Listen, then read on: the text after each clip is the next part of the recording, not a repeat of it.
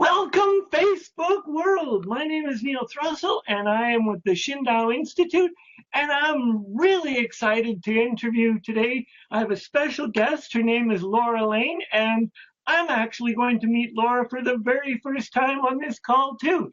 Welcome, Laura. Thank you, Neil. This is exciting. It's a pleasure to meet you. It's wonderful. So Laura and I belong to something called the Evolutionary Business Council. So we know each other through that, but we've never really held any kind of one-on-one conversation. So this is going to be a little bit of an exploratory, because I believe we both trust that the universe or God or whoever you believe in, what energy, divine energy you believe in, makes no mistakes, and we're meant to have a conversation. Mm-hmm. So Laura, I suspect that you're not like the rest of us and learnt by the school of hard knocks, and you were just born this divine, perfect being, and all of your spiritual knowledge is literally boom and was with you. Or maybe just share what your spiritual adventure has been. So I think for the first 9 years of my life, I had no concept, but I did have a boom moment where all of a sudden life came into clarity, and I was actually pretty young.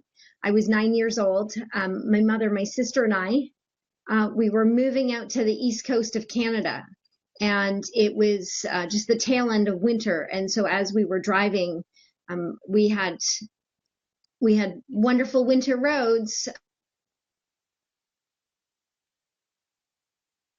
Uh-oh. Where did I just lost Laura? This is not good. Hello, that's okay. We just lost Laura. Something went bad on her. Apparently, she wasn't supposed to talk about that story, but we'll get her back, and she'll be working on getting back. Okay. So apparently, you weren't supposed to tell that story because you just went. Not the way I was telling it, apparently. Yeah. Okay, so you were driving east and on winter and roads, and there we go.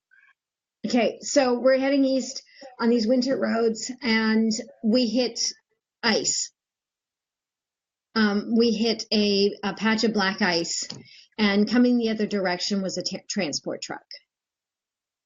Eek. And so we're in a little rabbit of a car and a transport truck, and unfortunately it won. It won the contest, and when our vehicles collided, that was the moment when my life changed. My mother had yelled out, "Duck!" I came to immediately. The car spun to the side of the road.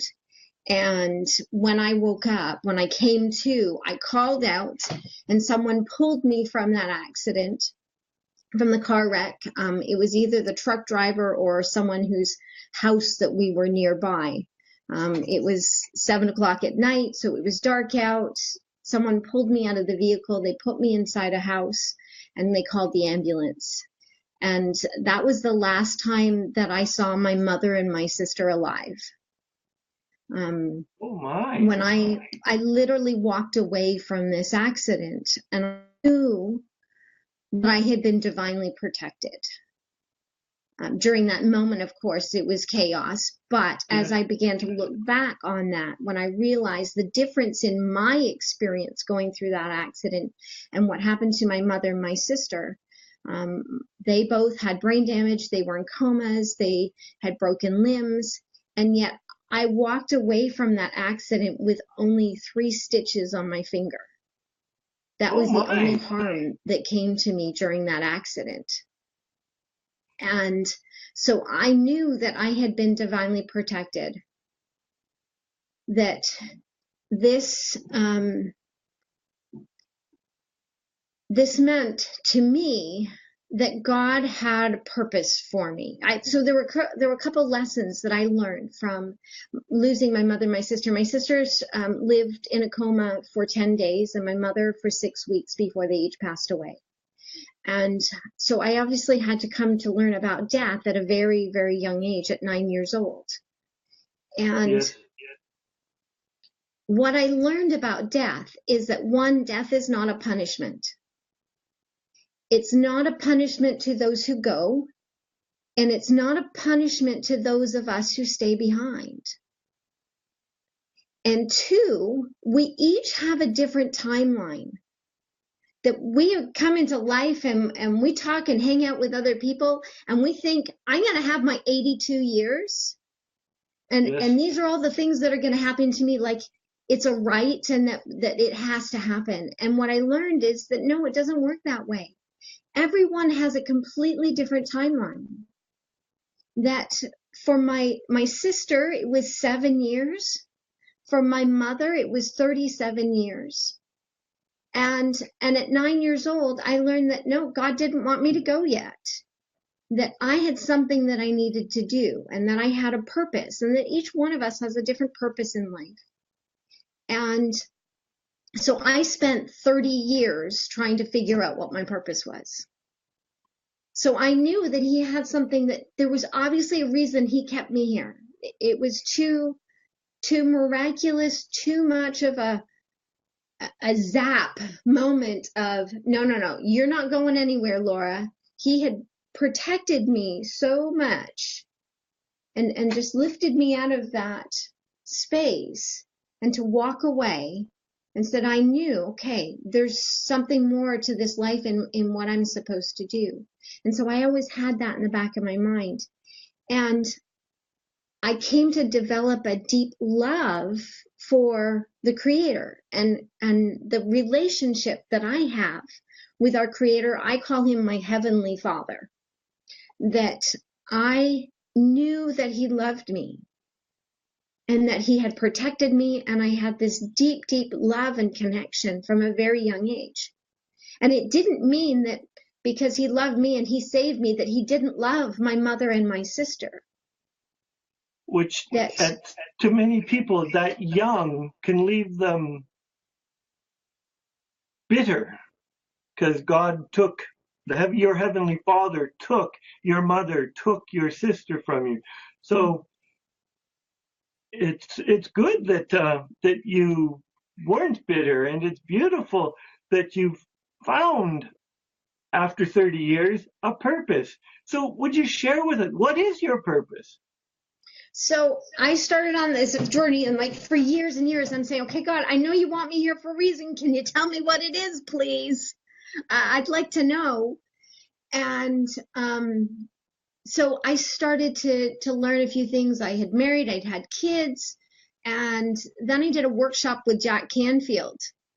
I spent a week learning from Jack Canfield, and he took our group through the Passion Test. And I have a feeling, Neil, that you know what the Passion Test is. I'm a Passion Test facilitator. Yeah, so I am too now as well. Yeah. But the first time I went through that process, and he's like, well, helping us to figure out what our passions and what we want to be doing. And I'm like, there's nothing I want more than to be up on that stage speaking. And I thought everyone wanted that. And then when I started to talk about it, I'm like, found out that most people are terrified to be on the stage. I'm like, oh, okay, so maybe that's something for me. That really is a clue as to what I'm supposed to be doing. And so then I started on that path of trying to figure out, okay, well, how do I do this? I know I want to be on the stage. I got this mouth that constantly talks that won't stop. So I'm like, I might as well get paid to use it. Yeah. So I know that that's what I want, but I don't know what's going to happen. I went and did some studying with Bob Proctor, and I became a life success consultant so I could teach his programs. And so he said, okay, now you are certified and you're trained and you can teach all of my programs, and these are the ways that you can do it. And he said, well, you can go on the stage and teach it from stage. You can do it in workshops, or you can do one-on-one coaching. And I'm like, I don't want to do any coaching. Put me on the stage. I want to do a workshop. Put me on a stage. I want to do a keynote. No coaching for me. But the universe had other ideas for me. Sorry to laugh. Of course. Yeah. So this was in the fall of 2010. I booked my first workshops. I'm doing I did a series of workshops, and I'm trying to book the next one, and nothing is working. And I can't figure out why I can't book my next gig. The gig ended, the series that I was doing ended on a Tuesday. On Thursday, my 12-year-old daughter, she had these really bad headaches, and she had to go to the doctor's. Well, that day she went from a doctor's appointment to the emergency to having a CAT scan at 2 p.m, to having an MRI at dinner time, and she was in emergency neurosurgery at 9:30 at night. Oh my. So we had just been thrust into the whole world of childhood cancer. Yes. That's why I wasn't supposed to do another workshop. Yeah, I hear you. Divinely guided. I needed to be there for my daughter, and that became my whole world. And at first it was just like, no, I wanted to be doing all these other things. Why is this happening? And it became very frustrating. And then it became a huge learning curve. And luckily, what I had just learned from Bob, the months beforehand, was understanding about fear. Because that's one of the first things that happen is I go into this fear, like, oh my goodness, this is so big and cancer is so terrible. And I'm like, no. I need to change my thinking on this. And I said, okay, fear, the opposite of fear. Then when we have fear, it's usually because we lack knowledge. So every time I went into fear, I'm like, okay, well then what am I afraid of? What is the knowledge? What is it that I don't know?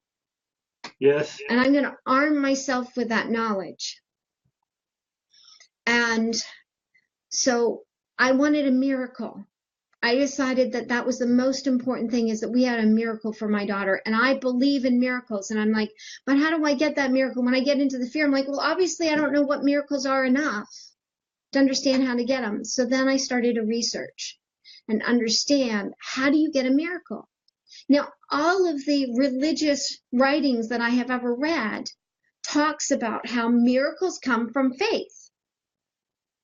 And so I said, well, I used to be a missionary. I used to teach people about faith. What am I missing here? Obviously, I don't understand faith enough that I can really figure out, okay, how does a faith really create a miracle? So I spent all this time researching to understand, where do miracles really come from? What really is faith? And I was able to discover the answer to that question. And during all of this, of course, my daughter's going through treatments, and I can't go on stage, I can't do workshops, but somebody called me and we were talking about Bob's programs, and all of a sudden I'm like, well, I could coach you through the programs, and I could coach you one-on-one. She said, yeah, that would be great, Laura. So while my daughter's in the hospital, because in the hospital it's a lot of hurry up and wait. Yes. And so we would just spend hours and hours. She'd be watching SpongeBob and iCarly and all of these things. And I would try and do stuff on the computers, and we'd just spend our days in the hospital. So I would be able to slip out for an hour, 45 minutes, hour, sit in the hallway and talk to someone and do a coaching session. As long as Celeste was okay, then I could take that time. I'm right there. She needs me. And it was great. And I found out I loved coaching. And so then as I'm starting this coaching, I started teaching people the things that I had been learning in order to help my daughter, understanding what faith is. And I found out that we confuse faith. Faith and belief and hope, we use them interchangeably, but they are three separate things. Yes.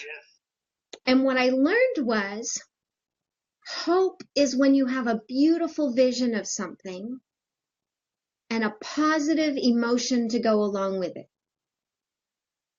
Now, when you take that hope and turn it into belief, you have to look at the word belief. If you look at the etymology of the word belief, be, the beginning of it, as in being, and leaf is an Indo-European word. It means love. To believe something is literally to fall in love with it. So you have this beautiful vision that you have created, And as it becomes clear and you fall in love with it, now you believe it. Yes. But that is still not faith. Faith is the next step.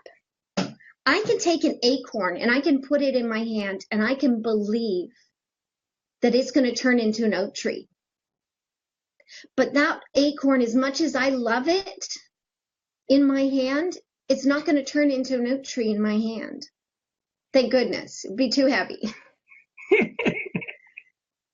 But the change from a belief to faith is if I take that acorn and I listen to inspired wisdom and I trust that inspired wisdom enough to serve and act on it.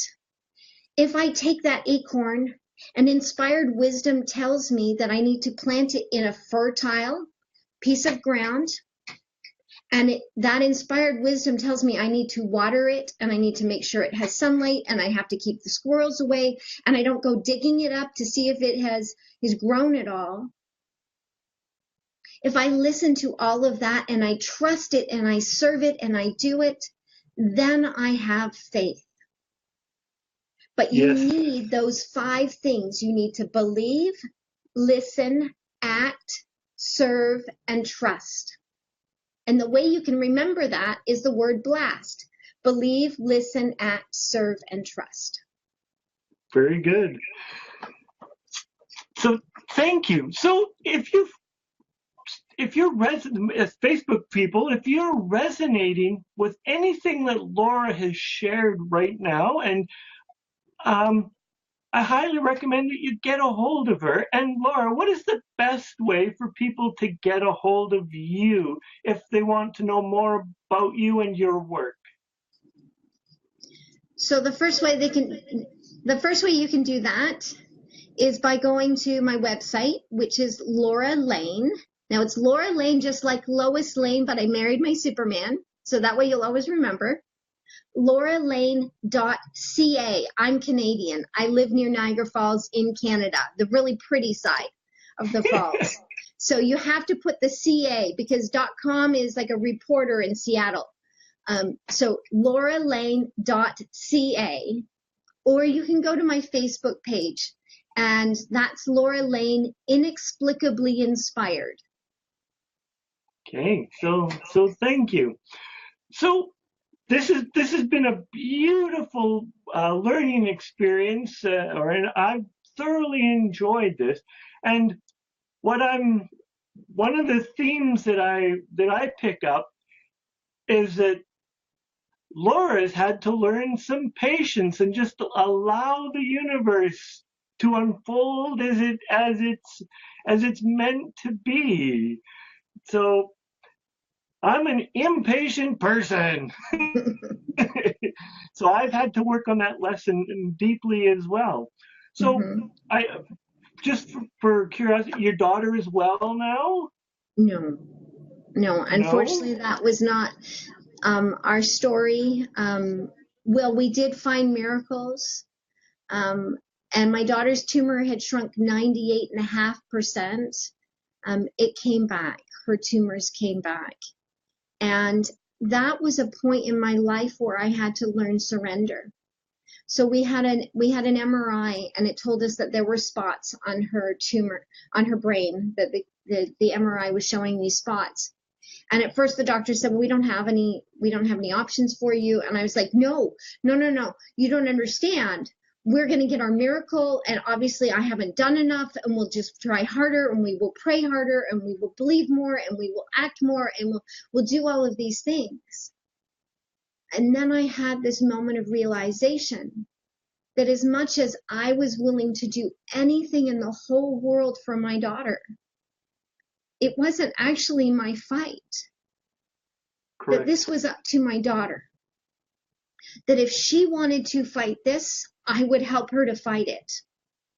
But if she felt like she couldn't do it anymore, then that was okay too. That we would just simply take every day that she had left and make it wonderful.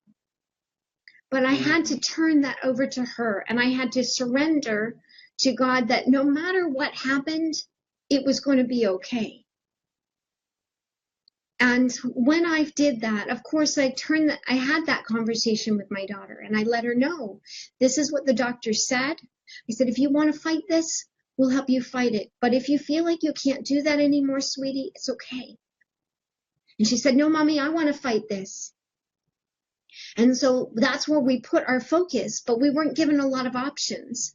And so we were going to work on that. And all of a sudden things went downhill really quickly, a lot faster than I ever imagined. When I was thinking in my head, we make every day left, she has left wonderful, I'm thinking years. Yes. But that was not what we had. When that conversation with the doctor, and he said, okay, I want to do another MRI, her headaches had come back. So we did the scan. Her stepmom is a neurologist, and so she stayed with the technician while they were looking the scan over, and they sent us to another room to do a bone scan. And of course, the hospitals are a lot of hurry up and wait. And I think I'd said that already, but yes. Really, that's all it is hurry up and wait. So we go to the next room, and we're sitting waiting for the bone scan, and it's freezing in the room. And I'm sitting with a blanket around me, and she's got a blanket on her, and we're just waiting. And Michelle sends me a text and says, it doesn't look good, but I don't know what it doesn't look good means. So I said to Celeste, I said, sweetie, if you could do anything in the whole world, what would you want to do? If you could go anywhere, if you could meet anyone, if you could do anything, if you could learn anything, what would you want to do? And so she started to tell me what it is that she wanted most in life. And she said, oh, Mommy, I want to go to Europe. She said, I want to go to Big Ben in London, England. I want to go to the Eiffel Tower. I want to go to the Leaning Tower of Pisa. I want to go to Switzerland and have Swiss chocolate. And I want our friend Haley to come with us. And so I'm writing all these down. And I said, okay, sweetie, if you could meet anyone in the whole world, who would you want to meet? And she said, Robin Williams. So I wrote that down. I was like, who else? I said, Celine Dion. So I wrote that down. Anne Hathaway, and then the cast of the Doctor Who TV show, because we're huge Doctor Who fans. So I wrote all that down, and she said she wanted to eat Nanaimo bars. She wanted, learn how to make Nanaimo bars and go rock climbing and try new foods. And so I'm writing all this down. So then we finished the scan, and then they send us back downstairs to see the doctor. And he told us that there was so much cancer in her little body. They said they didn't expect her to live more than, they said she had either days or weeks left to live, but they didn't expect her to live the month. And that was not the answer. Like, no, they were supposed to say years. We were supposed to have time with her, not days or weeks. But I had already made that decision on what we were going to do. And so then it just became very focused. This is what we're going to do. We're to make her life wonderful. So we sent a message out to everyone we knew and said, this is the deal. Celeste doesn't have much time left, and this is what she wants. So if you know anyone who knows anyone who knows anyone, please help us get hold of people in television and in the music industry and the movie industry. And you tell a whole bunch of teenagers that, well, they bombarded Hollywood with texts and tweets and Facebook messages and emails, and they went all out. This was Friday. On Wednesday, David Tennant called from London, England, and he was one of the stars of the Doctor Who TV show. And we're sitting at her dad's house, and her stepmom answers the phone, and this stranger, this man, calls asking for our daughter. And she's like, well, who is this? And he says, David Tennant. And we're like, oh my goodness. Here's this actor calling all the way from England to talk to Celeste. And she's sitting at the table like she does this every day of her life. And she has a conversation with David Tennant. And they're talking about spaghetti bolognese and her favorite things. And the rest of us are on the phone extension in the hallway, jumping up and down. You're freaking right out. David Tennant's on the phone. It was so fun. The next day, Robin Williams Skyped with Celeste. He spent about 15 minutes with her Skyping from his hotel room. He was on tour. And then the next day, Celine Dion, someone got hold of Celine Dion in Vegas, went right to where she works, and she called from Vegas right before her show. And she dedicated that night's performance to Celeste. She was beautiful and told Celeste how much she loved her. And then the next day, the Saturday, someone got hold of Anne Hathaway, and Anne Hathaway called from LA, from her home in LA. And they talked for 45 minutes. Annie said that she considered this an introduction and that Celeste was her new best friend. And they talked about Celeste's grad dress and the tie dress that she had and the granddad's soup party and how they loved reading books and all these things they had in common. It was absolutely incredible. We had a video message from Karen Gillian. Jim Carrey sent a box set of DVDs. Robin Williams Skyped with her a second time once he got off of the tour. He said he wanted to introduce her to his dog and his cat and show her the view from his place in San Francisco. And Annie called back a second time and spoke to her. And then the icing on the cake was on a really hard day when Celeste wasn't feeling well. Someone got hold of Matt Smith, and he called from London, England as well. And he was the doctor at the time. He was the 11th doctor. And it was just incredible what people did for my little girl. And I learned that people are wonderful and kind. And if you ask, they will do incredible things. Yes. So from a spiritual warrior point of view, there's so many lessons in there. Fight the battle that you know you can win. Surrender to the ones you can't. Be willing to ask. Be willing to be vulnerable. Such beautiful, beautiful lessons. Just thank you for being so heart opening and sharing your tumultuous journey. It's a heart-wrenching, soul-lifting. It's a terrible journey, but on the other hand, it's a beautiful journey. So thank you for being so vulnerable to us. And unfortunately, we're out of time. Mm-hmm. As I said, 30 minutes goes so fast. So your daughter has since passed. Yeah. What are you doing and I saw somewhere in your bio that you're still doing things for cancer after this. Yeah. What is it you're doing? So I wrote the story about my daughter, Celeste. This is Celeste right here. And this is another young woman named Haley who was diagnosed with the same tumor as Celeste. And so I wrote this incredible book about both girls. And I've been giving back to the cancer community by hosting virtual summits, and I'll be starting a podcast next month. Sweet. To help parents whose children have cancer. What is the name of the book? The book is called, it's called Two Mothers, One Prayer, Facing Your Child's Cancer with Hope, Strength, and Courage. And where can we get this book? On Amazon, Barnes & Noble, iTunes. It's available, all the regular outlets. Chapters in Canada, you can buy it online, either as a hard copy book or as an ebook. So, and I will commit to sharing when your podcast goes live with our Facebook people, because more people need to hear this story. So thank you. Thank you for taking time out of your crazy life. And hopefully you're back on stage now. Yes. So thank you for being part of the show. Thank you, Neil. Thank you. This has been awesome.